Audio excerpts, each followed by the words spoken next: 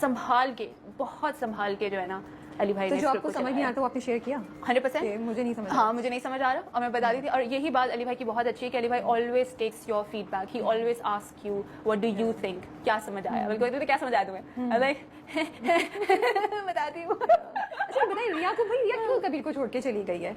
मतलब उसको पता नहीं चल रहा, उसको यकीन क्यों नहीं आ रहा कबीर पे? अगर कबीर ने कुछ करना होता तब तो कर चुका होता। देखिए, जब बचपन से आप किसी के साथ रह रहे हो, आपकी जो एक बहन जैसे अस्मा है या सिकंदर है, या जो मेनली तो खैर अस्मा ही है, सबको ही पता है मेनली अस्मा ही है। तो जब आप बचपन से किसी के साथ रह रहे हो तो जाहिर सी बात है उसका बहुत इन्फ्लुएंस होता है आपकी ज़िंदगी में। जिस तरह के लोगों के साथ, वो कहते हैं ना कि I think, like correct me if I am wrong, हज़रत अली का भी कॉल है कि इंसान अपनी कंपनी से पहचाना जाता है और उसका बहुत इफेक्ट होता है आपके ऊपर, आपकी कंपनी का।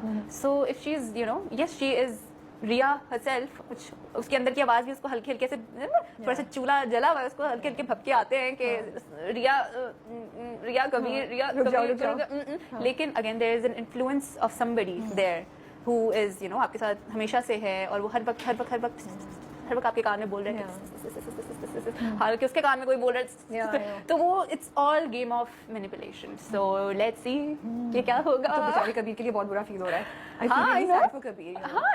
हैप्पी से तलाक नहीं दी। मैंने कहा नहीं, कहानी आगे ऐसे ही चलेगी कि ये इसको तलाक अभी नहीं दे, तो शायद मोहब्बत बच जाए। I am hoping for happy ending. I really hope so, इंशाल्लाह हैप्पी एंडिंग की होगी। बट एक और चीज मुझे बड़ी इंटरेस्टिंग लगी ड्रामे की, दैट अस्मा जो उसको मारती है, मुझे लगता है कि अगर आप डीप डाउन देखें तो that's a very important point with how an adult लड़की को घर में इस तरीके से ट्रीट कर रहे हैं। अस्मा बिल्कुल लिहाज नहीं करती, बिल्कुल बेचारी को इतना वो लगाती है। तो मतलब आप वही सोचना, एक लड़की के ऊपर अगर आप एक तो पहले मैनिपुलेशन भी चल रही है, फिर मारपीट भी चल रही है, फिर उसको इसी सिचुएशन में भी डाला हुआ है, तो इंसान की अपने सोचने की सलाहियत जो है ना वो कॉम्प्रोमाइज हो जाती है। जैसे फॉर एग्जांपल बहुत सी औरतें अब्यूसिव मैरिजेस में होती हैं, रिलेशनशिप्स में होती हैं, लेकिन उनको पता है कि अब्यूज हो रहा है, चीजें हो रही हैं, लेकिन वो कभी उस चीज से निकल नहीं पाती हैं।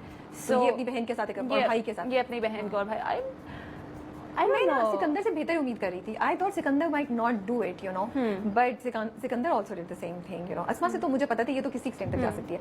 सिकंदर मुझे, क्योंकि वो रिया का बीच में ख्याल रखता था, उसको पढ़ाई के लिए भी भेजा था। आई रियली होप कि कहीं से सिकंदर की रिडेम्पशन हो जाए। अस्मा तो आई एम ओके, जाने दे, मे बी क्या होगा।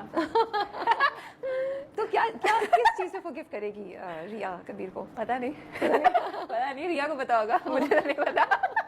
उसमें आपको रिस्पांस कैसा आ रहा है? मन्नत मलंग पे बहुत अच्छा आ रहा है। हाँ, अभी रिसेंट एपिसोड के बाद लोग रिया से बहुत नाराज हैं, बहुत ज्यादा नाराज हैं। लेकिन मैं यही एक मैसेज देना चाहूंगी कि रिया से नाराज हो, मुझसे नाराज नहीं हो, मेरी कोई गलती नहीं है। जो कर रही है वो रिया कर रही है, वो एक रिया की सिचुएशन है, एंड रिया नोज बेटर कि उसने। अच्छा, रोमांटिक सीन्स करना मुश्किल था? Because इसमें तो रोमांस भरा हुआ है। खुदाया, मैं इतनी, मुझे तो हंसी बहुत आती है ना, मतलब आई थिंक अभी पूरे इंटरव्यू में पता भी लग गया होगा कि मैं बहुत हंसमुख हूँ, हंसी निकल जाती है। तो ऑब्वियसली नर्वस भी होते, ऊपर से नर्वस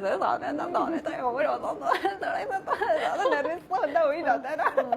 और माशाल्लाह दानिश आते भी अपने ऑरा के साथ है हमेशा, मतलब उनकी एक वो है ना कि ऑरा से निकलते किस वक्त है वो, ये तो पूकी, मैं आपको सच बताऊं, ऐसे पूरे उनकी इमेज है ना, ऐसे वो एंग्री यंग मैन वाली, लेकिन वो पूरे सेट पे से मजाक करते रहते हैं। सो यहाँ हम बात कर रहे थे रोमांटिक सीन्स की।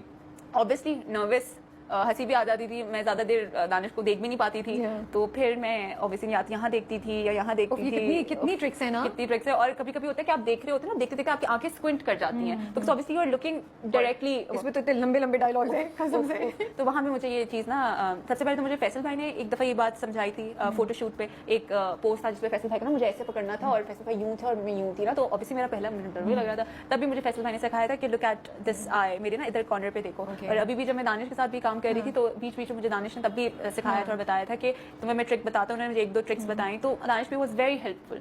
मतलब ऑल माय को stars, all the team members जिनके साथ मैंने जब भी काम किया ना, मुझे हमेशा सिखाते और बताते ही है कि बेटा ये कर लो, ऐसे कर लो, ऐसे करोगी तो तुम इस चीज से बच जाओगी, ये करोगी तो ये, because I think this is love from them कि वो मुझे सिखा रहे हैं या मुझे बता रहे हैं, या they think that I am worthy enough to teach me, because again I have heard कि पीपल आर वेरी रूड, कोई सिखाते नहीं है, कोई बताता नहीं है और वो करते नहीं है। तो अल्हम्दुलिल्लाह, क्योंकि मैंने एक्सपीरियंस ही नहीं किया तो मैं क्यों झूठ बोलूं, मतलब मेरे साथ नहीं हुआ ये। अल्हम्दुलिल्लाह जितना भी मैंने जो भी काम किया है ना, हमेशा किसी ने मुझे सिखाया और मुझे बताया ही है, और एंड आई एम विलिंग